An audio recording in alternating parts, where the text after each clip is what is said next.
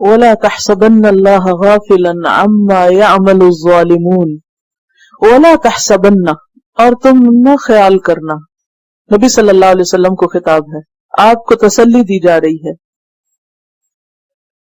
کس بارے میں؟ کیا گمان اور خیال؟ کہ اللہ غافل ہے ان سب حرکتوں سے، ان سب کاموں سے جو یہ ظالم کر رہے ہیں. کفار مکہ کی طرف اشارہ کہ شرک پر ڈٹ کے، اڑ کے، ظلم کر کے، محمد صلی اللہ علیہ وسلم کی مخالفت کر کے جو کچھ یہ سب کر رہے ہیں اللہ کی نظر میں ہے. اللہ اس سے غافل نہیں. بس صرف اتنی بات ہے کہ اللہ ان کو مہلت دے رہا ہے، ان کو وقت دے رہا ہے، شاید یہ سنبھل جائیں.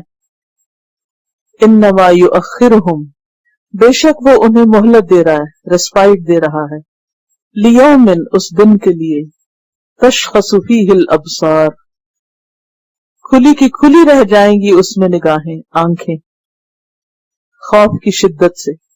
یعنی اللہ اگر انہیں دنیا میں نہیں پکڑ رہا اور دنیا میں عذاب نہیں دے رہا تو قیامت کے دن ان کی شامت آنے والی، اور وہ دن ہوگا جب ان کی آنکھیں کھلی رہ جائیں گی. تشخص، شخوص کہتے ہیں آنکھوں کے کھلا رہنے کو، اسی سے لفظ شخص نکلا ہے. اردو میں لفظ بولتے ہیں نا آپ، شخص، فلاں شخص.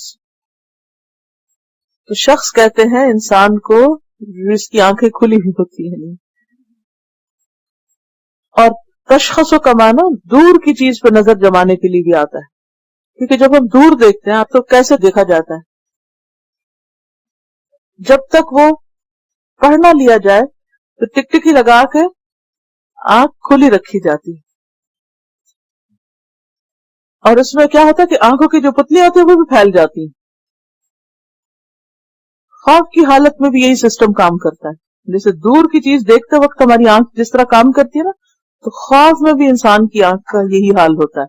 اور یہ خود بخود ہوتا ہے کیونکہ ہمارے جو نروس سسٹم ہے وہ اسی طرح کام کرتا ہے. تو نبی صلی اللہ علیہ وسلم کو تسلی دی جا رہی ہے کہ آپ یہ نہ سوچیں کہ اللہ تعالیٰ کو پتہ نہیں ہے جو کچھ کر رہے ہیں اس لیے ان کی پکڑ نہیں ہو رہی.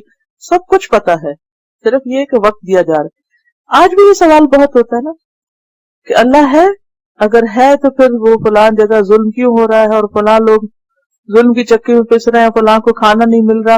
اگر وہ ہے اور وہ مرسیفل ہے تو پھر دنیا کا یہ حال تو نہ ہوتا.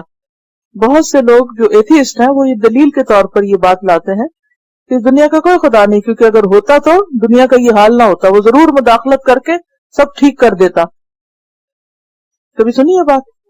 بہت عام بات ہے یہ.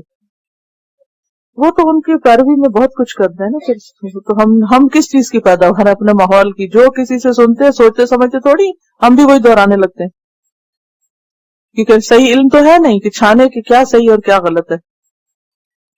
تو بات یہ ہے کہ اللہ تعالیٰ نے یہ دنیا امتحان کے لیے بنائی ہے، اور اس کے لیے انسان کو آزادی دی ہے کہ اچھا کرنا چاہو تو اچھا کر لو، اور برا کرنا چاہتے تو برا کر لو. ظلم کرتے ہو تو اس کی بھی کچھ آزادی دی، کیونکہ اگر آزادی نہ دی جاتی تو پھر امتحان کس چیز کا؟ اگر اللہ تعالیٰ ہر جگہ مداخلت ہی کرتا رہتا کہ اچھا اس نے یہ کیا پکڑو اس کو، اس نے کیا پکڑو فوراً اس کو، تو پھر تو دنیا ہی عدالت بن جاتی. تو عدالت تو کل لگے گی نا، فیصلہ تو کل ہوگا. تو اس لیے یہاں پر اللہ سبحانہ وتعالیٰ فرما رہے ہیں کہ اللہ تعالیٰ غافل نہیں ہے. وہ دن جلد آنے والا ہے جب ان کی پکڑ ہوگی، جب ان کی شامت آئے گی اور ان کی آنکھیں کھلی کی کھلی رہ جائیں گی.